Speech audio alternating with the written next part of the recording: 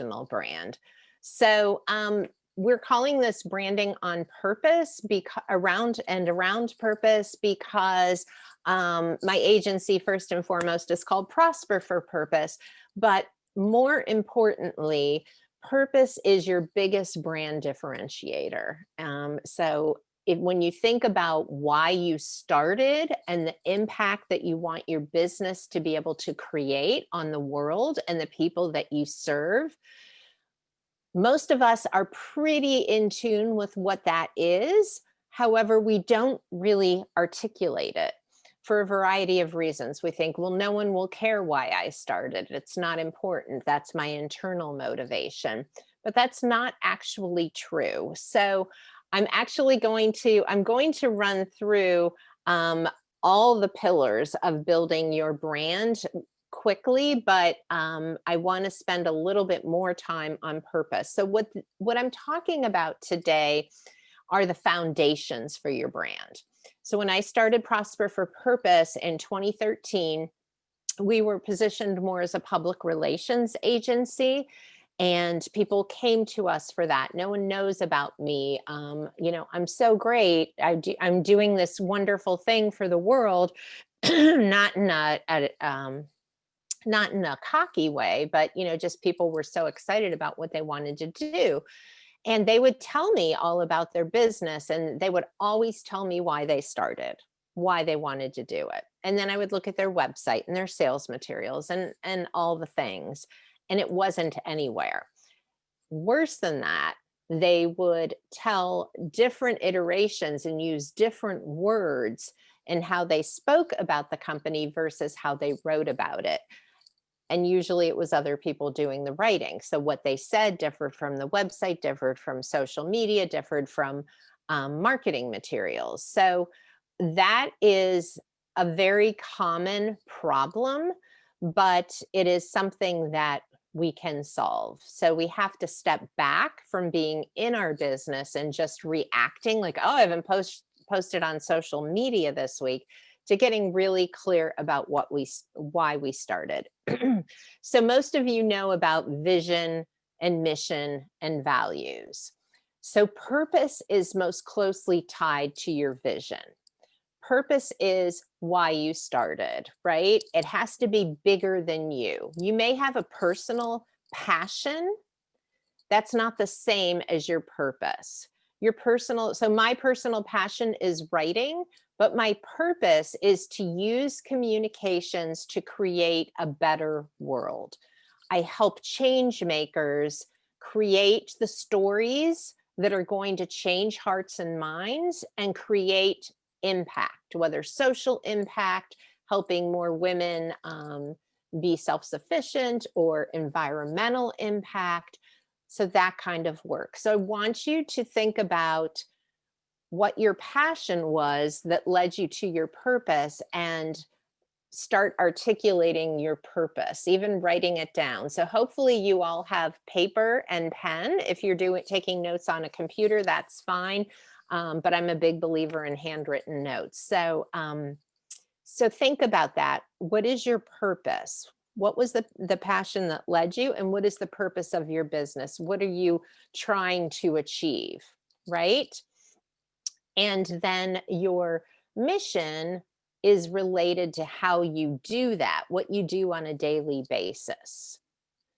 Your vision for your business would be, if my purpose was fulfilled, what would the world look like?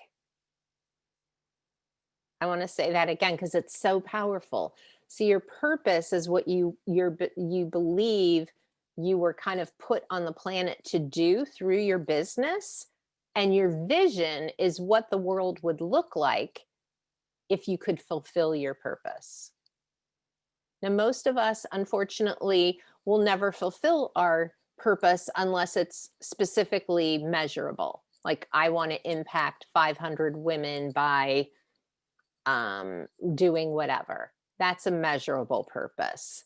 But then your purpose probably isn't big enough, right? So it's something that gets you up in the morning, that gets you excited. I always say, you're working on your purpose when Mondays are exciting and not something that you dread.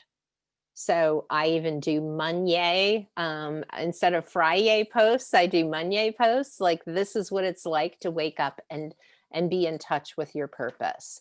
So I would challenge you when you're branding to start by thinking about what your purpose is in your business and how you can share that more.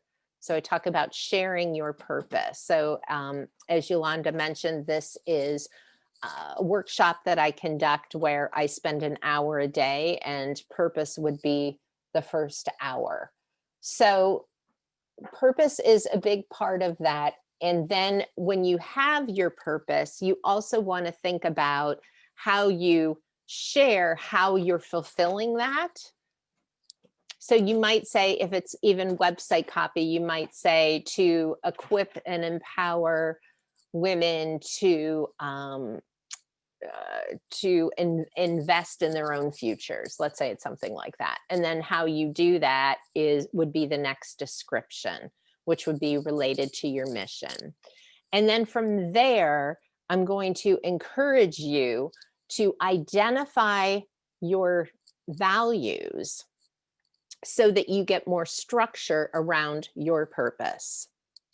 So if my purpose is to get more women to invest in themselves by making long-term investments, let's just say, I don't know if there's anyone who does advisory, financial advisory here, probably. So I'm going to totally butcher this, just so you know. So my purpose might be to do that, to equip women to be able to invest in their own futures by by working with them to understand their financial goals based on where they are in life and equip them to plan for the future as best they can from where they're starting. So that would be my description as to how I was fulfilling that purpose on my website. Then we get into values. And so what would the values be for someone in that regard? It might be forward thinking, it could be lifelong learning. So you think about the values that help you stand in that space. And I actually have a values worksheet if anyone's interested. I'll send Yolanda some things after our session today that she can share with people who attended. But values, I have this big value sheet with hundreds of values, or maybe 150 or so. And I say, go through and circle the things that most resonate with you. Some of you may have done this exercise before. This is my own custom value sheet. I didn't take it from anyone else, and I am always tweaking it. Then go back and get it down to 20, then go back and get it down to 15, 10. You want to have fewer than 10 values, at least 5, no more than 10. So then you start looking at things that may mean the same thing.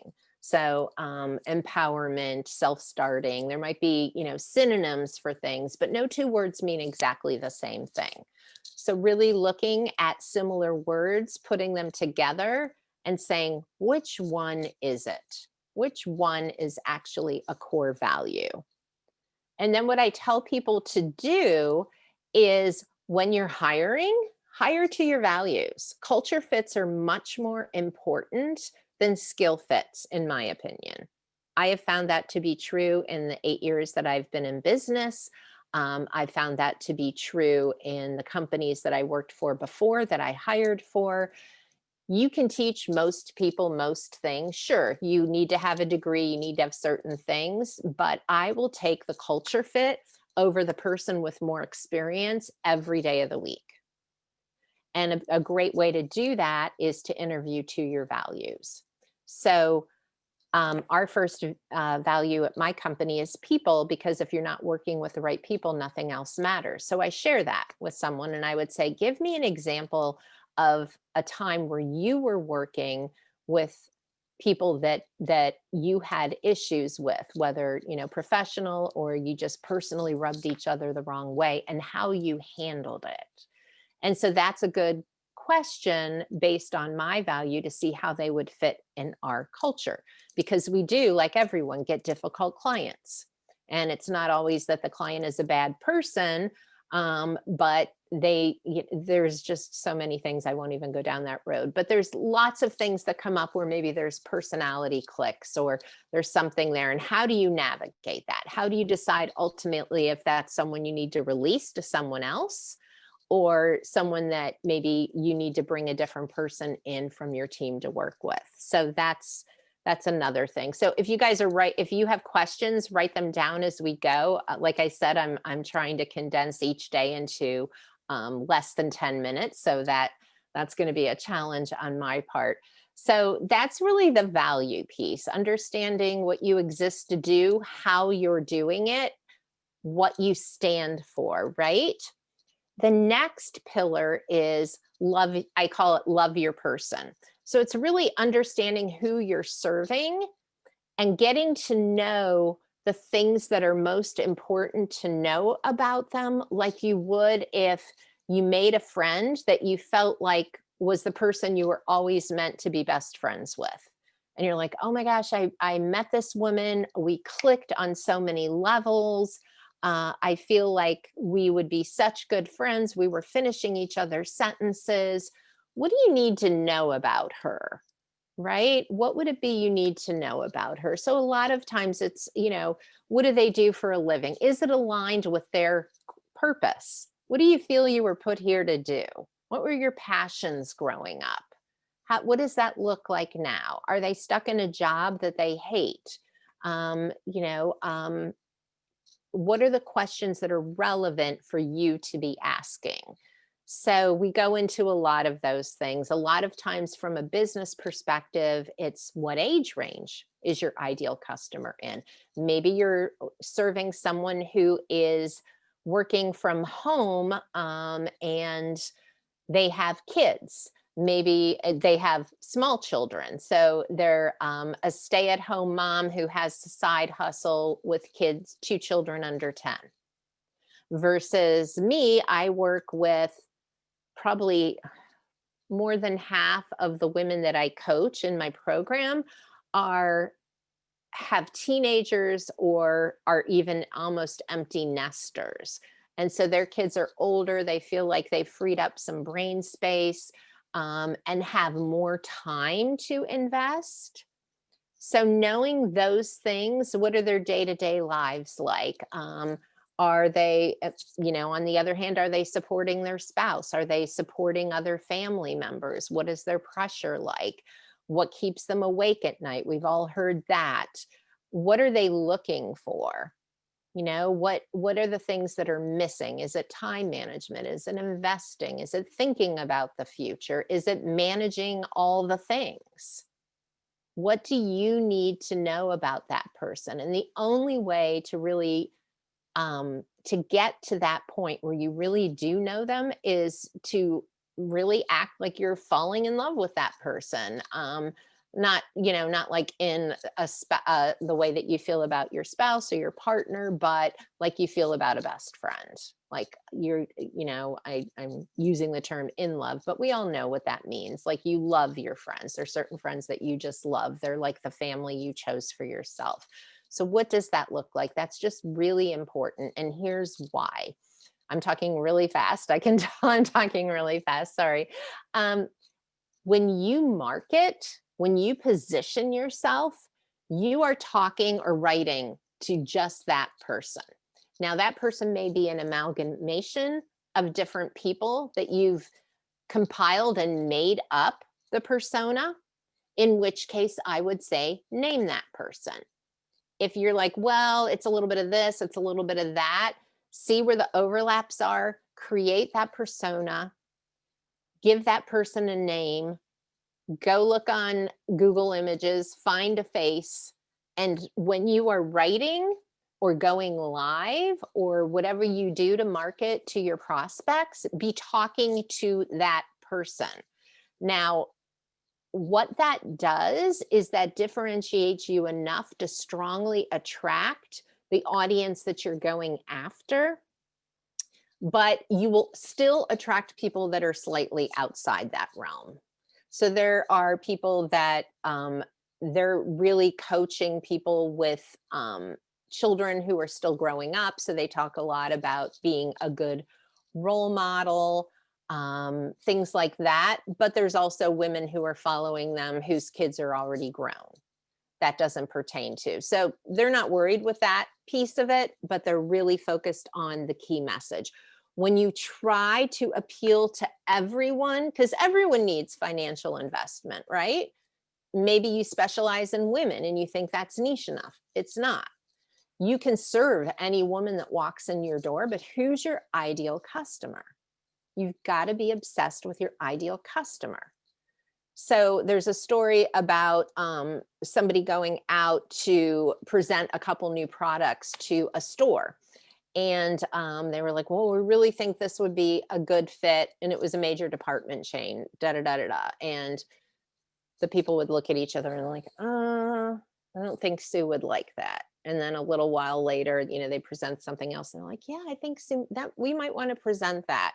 And then it went on to a third and fourth product. And finally, the salesperson was getting a little frustrated. And he goes, I'm sorry, I don't mean to be rude, but if Sue's opinion is so important, why isn't she at this meeting? And the two reps he was meeting with from the company started laughing. And they said, Sue's our ideal customer avatar. It's not a real person. So this is a true story. So they were so clear on who that was that they completely convinced the person who was trying to sell them new products to consider carrying that this was like the decision maker, like the CEO type person. So you want to be that clear. So yes, someone said it creates focus. Absolutely. That is the point. So that's pillar 2. Pillar 3 is the purple ocean strategy. If anyone's heard of this, put yes in the comments. If you have, great. If you haven't, you're going to love this. So the purple ocean strategy builds off of it's actually one previous strategy. So there's something called the red ocean. The red ocean is where everybody in your market is. They're all there selling the same thing that you sell. And the market is getting more and more and more saturated, hence the red. It's sharks feeding. It's blood infested waters. Sorry, hopefully no one's eating right now. So the idea is if you're competing in the red ocean, you're competing on a commodity. You're not competing on a broad service. You're not competing on value. You're not competing on, Purple Cow. Yeah, Seth Godin's Purple Cow talks about this too. I have actually not read Purple Cow, but I've heard that reference. So I learned the Purple Ocean strategy. It's probably one of the only books of Seth Godin's I have not read, by the way, because I think he's amazing. So I have to pick up Purple Cow. So the idea is that when you do that, when you compete in the red ocean, it's a race to the bottom. Everyone eventually starts either adding so much that they can't make a profit on what they're selling, whether it's a service or a product, or they keep cutting prices, and then it's a race to the bottom. So then there was this whole philosophy, and it's still out there, called the blue ocean strategy. And so some researchers, educational geniuses, right, said, well, if everybody's competing in the red ocean, you need to create a blue ocean strategy. And a blue ocean is where you come up with something that no one else is doing. So virtual reality, that was a blue ocean strategy. Different companies that came out were blue ocean strategies. You could say the iPhone, when it came out, was a blue ocean strategy. Did cell phones already exist? Yes, they did. But the iPhone completely changed the market. No one wanted just a phone anymore. They wanted this phone. So what happens in a blue ocean strategy, if you nail it, people will leave the red ocean to come over to the blue ocean. There's 2 problems with this. You need time and you need money. So if you don't have a lot of time and you don't have a lot of money, this is not the ocean that you want to play in. So while the experts were correct that it really enabled a new opportunity for people that wanted to disrupt industries and completely change the conversation, the reality is this will not work for 99% of us. So hence the purple strategy. So what if you took everything that was interesting about the blue ocean and applied it while still kind of tapping into that red ocean? So hence the overlap of the red and blue makes purple. Ta-da! Anyone surprised by that? Probably not. I have to laugh sometimes. So the purple ocean strategy is really getting clear on your niche and how you are different, all the ways you are different. So you can write down, how am I different? Well, I have more experience. I'm competing against people that, have 3 years experience and decide they're going to go hang their own shingle. So how can I talk about the fact that I have this experience as a good thing? What is the wisdom? What are the lessons I've learned? I have an advanced degree. I have experience in multiple industries. So that's the first kind of brain dump. What makes me different? The other thing then is what makes how I deliver my services or my products different. So that could be packaging, that could be tasting, testing, that could be, all the different ways that what you do is different. And this is where I tell a lot of people who may not have already okay, I've got these backwards, to come up with a unique process for the way they do what they do and even consider trademarking it. You can scale by developing your own process. And so I did that my first year in business. I trademarked something called the cycle of engagement. And it's a very, the term, you could probably conjure up different ways you think of it, but I guarantee none of you will think about it the way that we do it. It was a very intense process that we developed that we differentiate on. So what does that look like for you? How can you differentiate on you, what you offer, and how you deliver it? And that kind of forms with your ideal person that you now know and your purpose, that defines your niche in the marketplace. You put that together and you're defining your niche. So I say I help purpose-driven leaders create influence and impact by helping them create brand narratives. So you want to think about, what is that signature statement for you? Now, it doesn't get into my purpose in that first phrase. That's like, hey, nice to meet you. What do you do?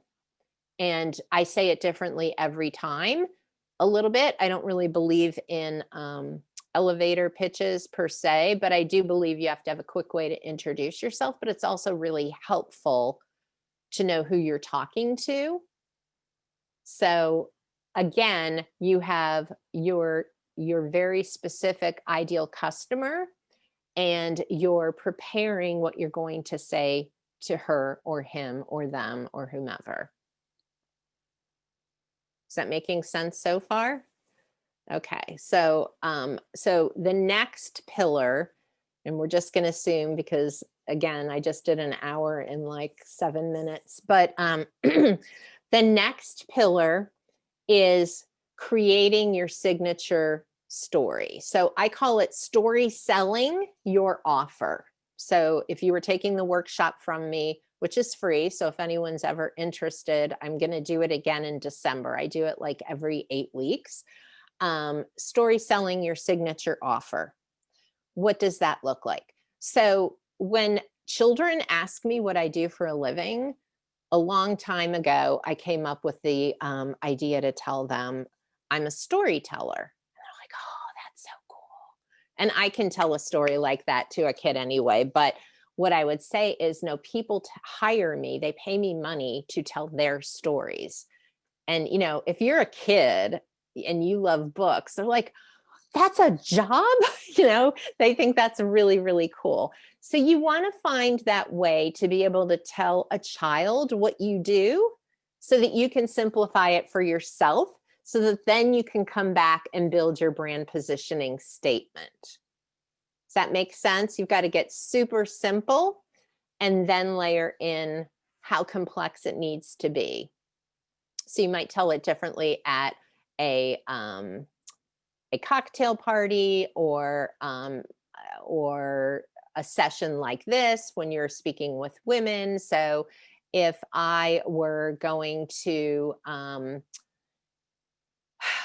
what do I want to say? If I knew I was coming into this group and we were all saying what we did, I have two sides to my business. So I have my PR, my brand narrative PR agency, Prosper for Purpose. And I have a program that I started during COVID called the Peerless Entrepreneur. So when I launched the Peerless Entrepreneur, I didn't know I was going to start a program. I launched a Facebook group to help women during this craziness, right? And then I was going live in the group and just giving them free marketing advice, and people were asking me things, and I like to have things make sense in my mind. And I felt like I was just like cleaning up a problem rather than coming up with a solution for a problem. And so 2 months after that, I created a program. So I might, to this group, if I were coming in, say, hi, I'm Lorraine Schuchart. I'm the founder of the Peerless Entrepreneur Program, where I help women start and scale their businesses using the appropriate marketing and brand stories to selling.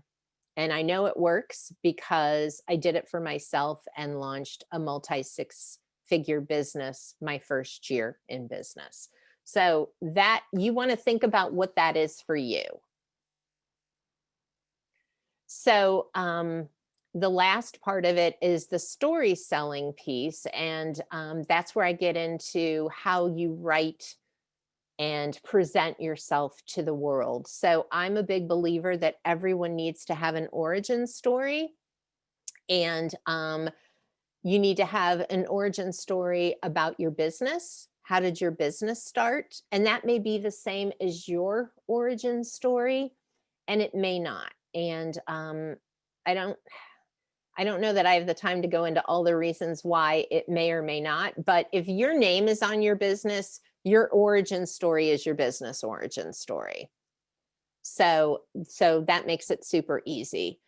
If you're like me and I have a business that I hope is a legacy business, which means that Prosper for Purpose and maybe even the Peerless Entrepreneur will continue after whatever I do, retire, pass away, whatever, then I need a separate story for Prosper for Purpose that brings in a bit, acknowledges who the founder was, but it isn't founder centric, it's business centric. Does that make sense, the difference between the two? So if you're the founder and your name's on the business, it will be you. And it doesn't mean you can't have a legacy business. You could still have someone else continue it, but it's usually the easiest way that I can differentiate. So you're going to tell that story. And it could be your about page on your website. You can condense it into your bio or your intro if you're speaking. But you're also going to build it in, like, here's a hack I'm going to give you guys today. And some of you, if anyone's in marketing, you may already know this, or you may have already heard this. You can take your origin story and you break it up into 3 parts. And anytime someone signs up for your email list, those are the first 3 emails that they get from you. Hi, I'm so glad that you signed up for the ABC company's email. I want to tell you a little bit about why I started this company.